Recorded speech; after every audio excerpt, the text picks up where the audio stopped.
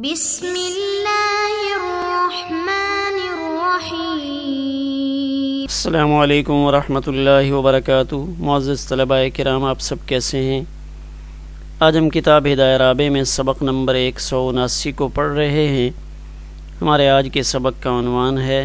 امام ابو حنیفہ رحمہ اللہ تعالی کی دلیل مع اجوبہ۔ آئیے پہلے اپنے آج کے سبق کی عبارت کو پڑھتے ہیں۔ بسم اللہ الرحمن الرحیم۔ وَلَهُ أَنَّهُ أَصْلٌ فِي الْحَيَاةِ حَتَّى تُتَصَوَّرَ حَيَاتُهُ بَعْدَ مَوْتِهَا وَعِنْدَ ذَلِكَ يُفْرَدُ بِالزَّكَاةِ وَلِهَذَا يُفْرَدُ بِإِيجَابِ الْغُرَّةِ وَيُعْتَقُ بِعِتَاقٍ مُضَافٍ إِلَيْهِ وَتَصِحُّ الْوَصِيَّةُ لَهُ وَبِهِ وَهُوَ حَيَوَانٌ دَمَوِيٌّ وَمَا هُوَ الْمَقْصُودُ مِنَ الزَّكَاةِ وَهُوَ الْمَيْزُ بَيْنَ الدَّمِ وَاللَّحْمِ لَا يَتَحَصَّلُ بِجَرْحِ الْأُمِّ إِذْ هُوَ لَيْسَ بِسَبَبٍ لِخُرُوجِ الدَّمِ عَنْهُ فَلَا يُجْعَلُ طَبْعًا فِي حَقِّهِ بِخِلَافِ الْجَرْحِ فِي الصَّيْدِ لِأَنَّهُ سَبَبٌ لِخُرُوجِهِ نَاقِصًا فَيُقَامُ مَقَامَ الْكَامِلِ فِيهِ عِنْدَ التَّعَذُّرِ وَإِنَّمَا يَدْخُلُ فِي الْبَيْعِ تَحَرِّيًا لِجَوَازِهِ كَيْ لَا يَفْسُدَ بِاسْتِثْنَائِهِ وَيُعْتَقُ بِإِعْتَاقِهَا كَيْ لَا يَنْفَصِلَ مِنَ الْحُرَّةِ وَلَدٌ رَقِيقٌ۔ آئیے اب ہم اپنے سبق کی عبارت کا ترجمہ کرتے ہیں۔ اور امام ابو حنیفہ رحمہ اللہ کی دلیل یہ ہے کہ جنین اپنی زندگی میں اصل ہے، یہاں تک کہ ماں کی موت کے بعد بھی اس کی زندگی کا تصور کیا جا سکتا ہے۔ وعند ذالک، اور اس وقت اس کو علیحدہ ذبح کیا جاتا ہے، اور یہی وجہ ہے کہ جنین ایجاب غرہ میں علیحدہ شمار کیا جاتا ہے، اور اس کی طرف منسوب کی گئی آزادی سے وہ آزاد بھی کیا جاتا ہے، اور اس جنین کے لیے وصیت کرنا اور اس جنین کی وصیت کرنا بھی درست ہے، اور وہ ایک خون والا جاندار ہے، اور جو ذبح سے مقصود ہے وہ خون اور گوشت کو جدا جدا کرنا ہے،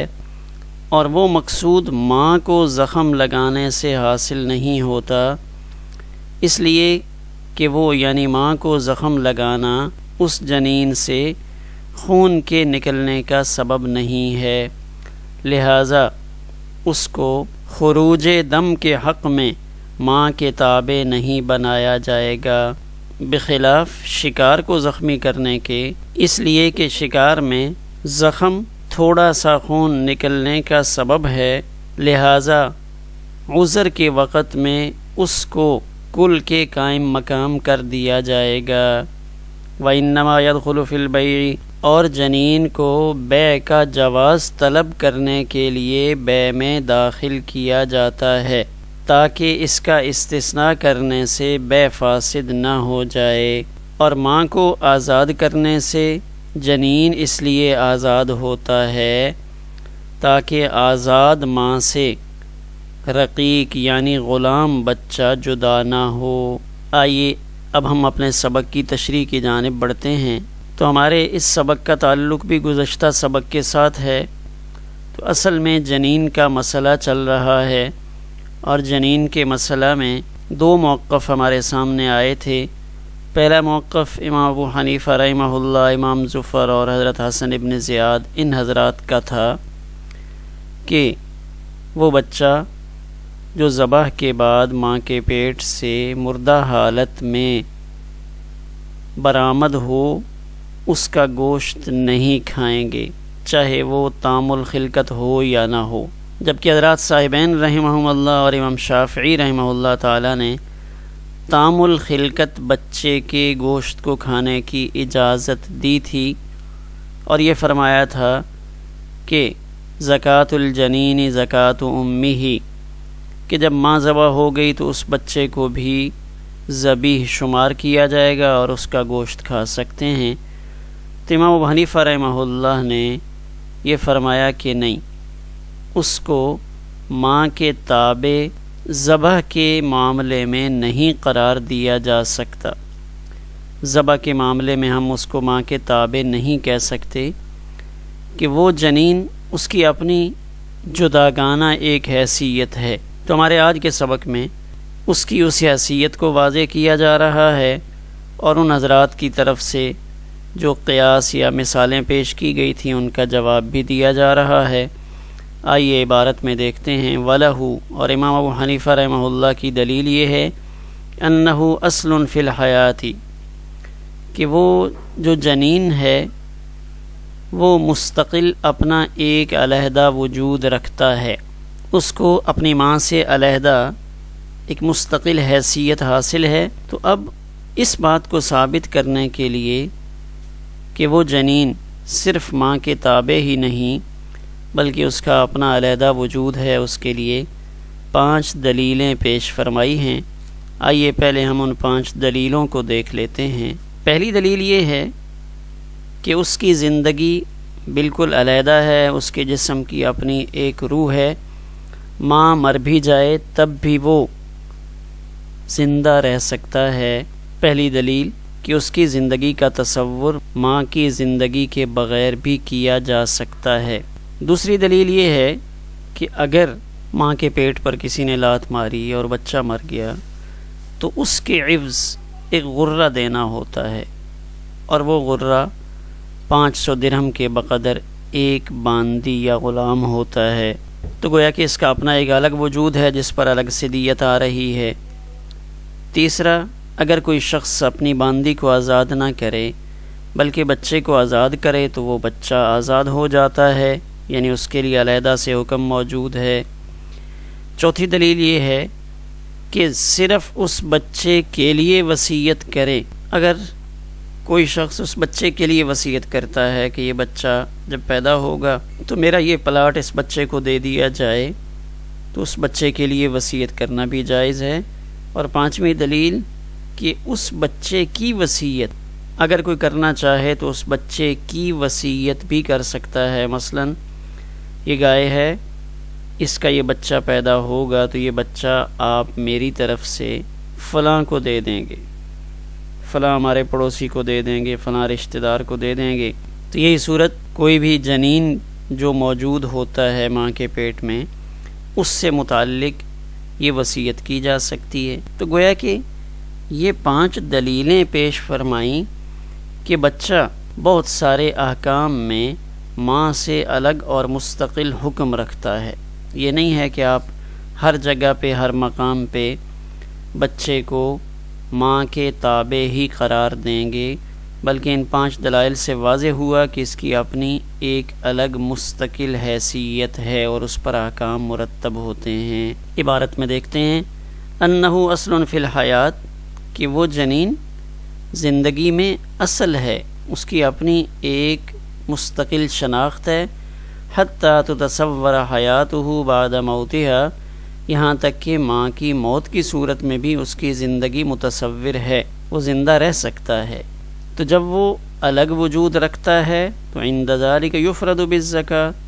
تو پھر اس کو الگ سے ذبح بھی کرنا پڑے گا۔ تو جب اس کی اپنی علیحدہ ایک جان موجود ہے تو پھر اس کے لیے الگ سے ذبح کا حکم بھی ہوگا۔ ولہذا، اس وجہ سے کہ یہ الگ حیثیت رکھتا ہے، یفرد بایجاب الغرۃ، غرہ کے واجب کرنے میں اس کو علیحدہ شمار کیا جاتا ہے کہ اگر اس چوٹ کی صورت میں ماں اور یہ جنین دونوں مر چکے ہیں تو ماں کی علیحدہ سے دیت ہوتی ہے، اور یہ جنین اس کا علیحدہ سے غرہ واجب ہوتا ہے۔ غرہ 500 درہم کے بقدر کوئی غلام یا باندی خرید کر دینا، تو گویا کہ اس کی الگ سے دیت موجود ہے۔ اور وَيُعْتَقُ بِعِتَاقٍ مُضَافٍ إِلَيْهِ، اور اگر کوئی آزادی اسی بچے کی طرف منسوب کر کے کی جاتی ہے، کوئی کہتا ہے کہ یہ فلاں بچہ، فلاں جنین جو فلاں کے پیٹ میں ہے، اس کو میں آزاد کرتا ہوں، تو وہ آزادی بھی نافذ ہوتی ہے۔ چوتھی اور 5ویں دلیل کہ اس کے لیے وصیت کرنا بھی درست ہے، وَبِهِ، اور اس جنین کی وصیت کرنا بھی درست ہے۔ تو 5 دلائل سے اس کو واضح کیا کہ اس کا اپنا مستقل وجود ہے،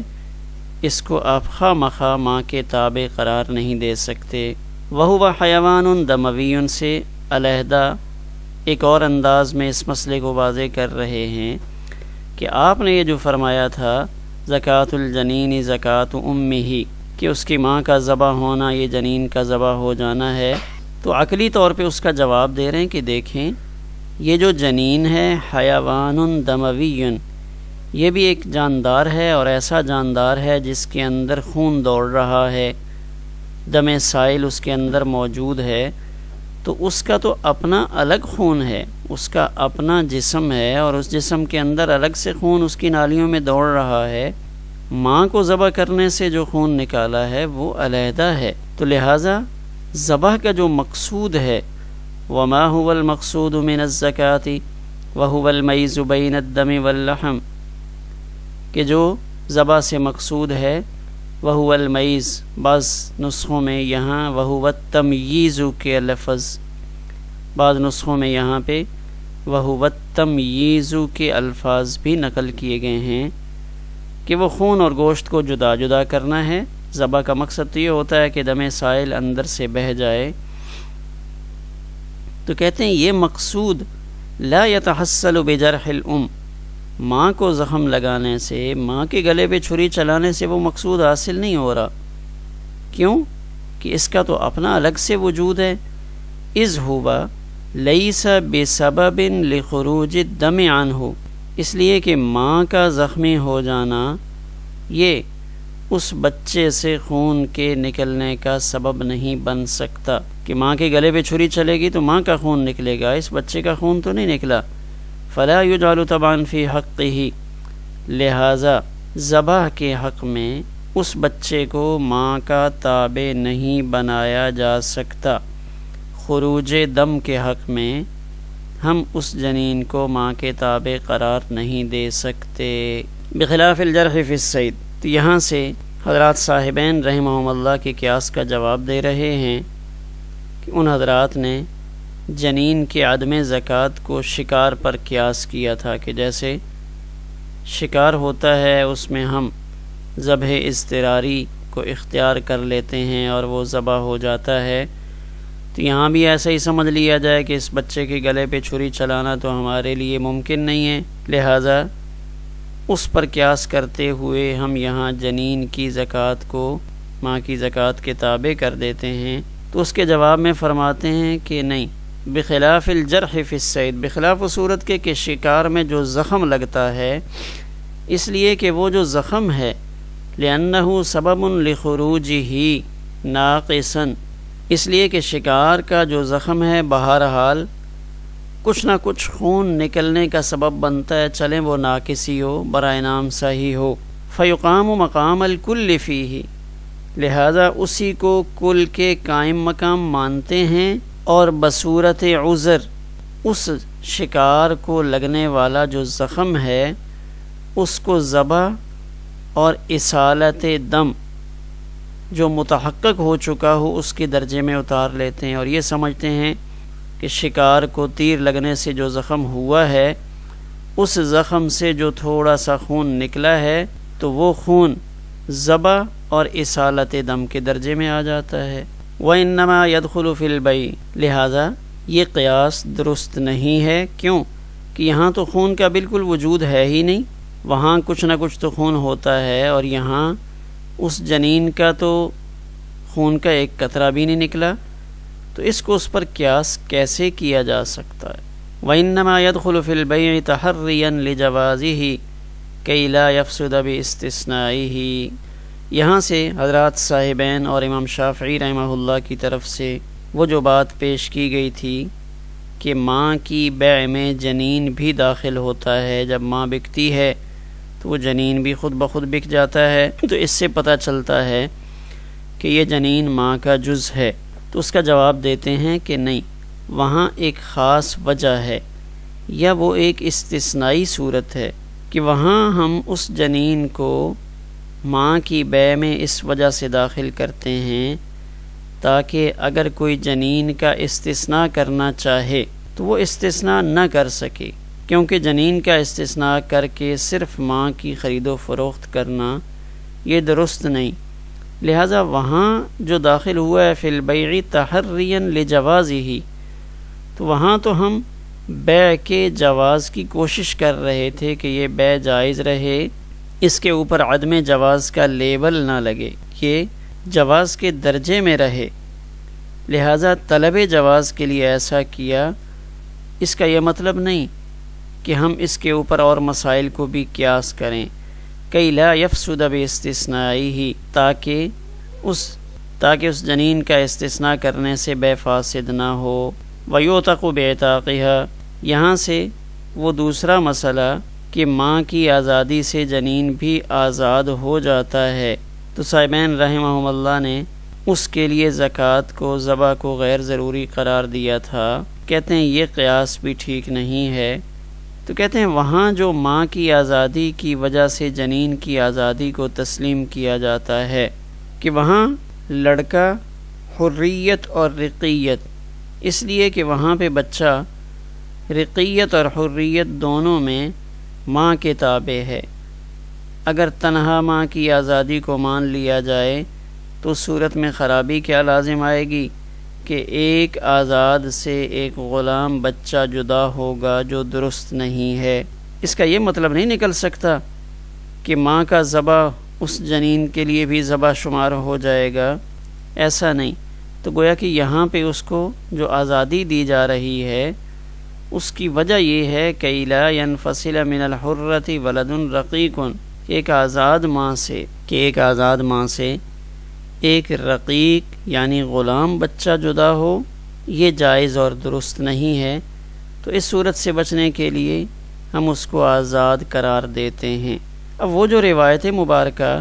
زکوٰۃ الجنین کا زکوٰۃ امہ یا زکوٰۃ الجنین زکوٰۃ امہ کے الفاظ جو روایت میں آئے، تو اس کا مطلب امام ابو حنیفہ رحمہ اللہ یہ بیان کرتے ہیں کہ جس طرح ماں کا ذبح ہوگا اسی طرح جنین کا بھی ذبح ہوگا، ان دونوں کے ذبح میں کوئی فرق نہیں ہوگا، اور یہ بھی نہیں ہوگا کہ ماں کی زکوٰۃ اس بچے کے لیے زکوٰۃ سمجھی جائے، یعنی ماں کا ذبح اس بچے کے لیے ذبح سمجھا جائے۔ آئیے آخر میں ایک نظر اپنے آج کے سبق کے خلاصے پر ڈالتے ہیں۔ ہمارے آج کے سبق کے شروع میں یہ بات آئی تھی کہ امام ابو حنیفہ رحمہ اللہ نے اس بات کو دلیل بنایا تھا کہ جنین مستقل بالحیات ہے، اس کا ایک اپنا وجود ہے، اس کی اپنی حیثیت ہے، اس کی اپنی ایک زندگی ہے۔ تو جب وہ مستقل بالحیات ہے، اس کی اپنی علیحدہ زندگی ہے، تو پھر کسی اور کو ذبح کرنے سے اس کی ماں کے ذبح سے یہ کیسے ذبح ہوگا؟ تو اس کے ذیل میں امام ابو حنیفہ رحمہ اللہ نے 5 دلیلیں پیش فرما دیں جو آپ عبارت میں دیکھ چکے ہیں۔ دوسری اہم بات کہ یہاں جنین خون والا حیوان ہے، تو آپ نے اس کو ذبح تو کیا نہیں، اس کا خون تو نکالا نہیں، تو اب جو بھی خون والا جانور ہے اس کے لیے تو ذبح ضروری ہے، حلال جانور ہو اور اس کو ہم استعمال میں لانا چاہیں تو اس کے لیے ایک ہی طریقہ ہے کہ اس کے گلے پہ چھری چلائی جائے، اس کو ذبح کر کے اس کے اندر سے جو خون ہے، جو حرام خون ہے، اس کو نکالا جائے۔ تو اس سے بھی پتہ چلتا ہے کہ جب وہ جنین خود اپنا علیحدہ وجود رکھتا ہے تو اس کو علیحدہ سے ذبح کرنا ضروری ہوگا۔ حضرات صاحبین رحمہم اللہ کے قیاس کا جواب دیا کہ یہاں آپ جنین کو ماں کے ساتھ ہی ذبح قرار دے رہے ہیں اور آپ شکار کے مسئلے پر قیاس کر رہے ہیں، تو شکار میں دیکھیں اس جانور یا پرندے کا کچھ نہ کچھ تو خون نکل آتا ہے، تو وہاں شکار میں تو کچھ نہ کچھ خون نکلتا ہے، جبکہ یہاں خون کا نام و نشان بھی نہیں ہے، لہذا یہ قیاس درست نہیں ہے۔ ماں کی بیع میں جنین کو داخل کرنے کا جو ایک مسئلہ پیش کیا تھا، تو اس کا جواب بھی یہاں دیا جا رہا ہے کہ جنین کو ماں کی بیع میں اس لیے داخل کرتے ہیں تاکہ اگر کوئی جنین کا استثناء کرنا چاہے تو نہ کر سکے۔ اس طرح 5ویں چیز، تو ماں کی آزادی پر جنین کی آزادی کو جو قیاس کیا تھا تو اس کا جواب یہاں پہ دیا کہ ماں کی آزادی کو جنین کی آزادی اس لیے مان لیتے ہیں کہ وہ بچہ حریت اور رقیت دونوں میں ماں کے تابع ہوتا ہے۔ اگر تنہا ماں کی آزادی کو مانا جائے تو تو اس صورت میں ایک آزاد سے ایک غلام بچے کی جدائیگی لازم آئے گی، تو ماں کی آزادی پر جنین کی آزادی کو قیاس کرنا درست نہیں۔ ہمارا آج کا سبق اسی پر مکمل ہوا۔